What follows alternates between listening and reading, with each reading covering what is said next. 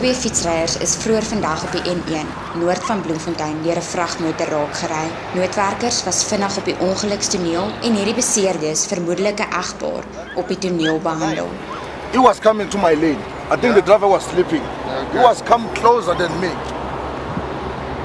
When I'm trying to avoid him, I've knocked them. Were they next to the road? So you went off the road and then you hit them? Yeah, I've hit them. There by the yellow line. What I heard, I just heard a crash. They weren't. I actually saw them. They weren't actually on the road. They were on the yellow line. On the yellow line. In the library side. But look, I mean, he stopped immediately. He actually swerved. Try and drive away. So they were in the yellow line. Like They were right next to each other and he connected them both at the same time.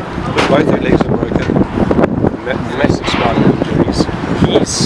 He's got a horrible tear to the skull, but he's coherent, and I don't think he's not as bad as what she is.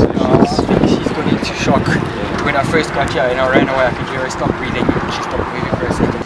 Die egpaar is na die Medikliniek Bloemfontein gebring. Lees môre meer in Volksblad.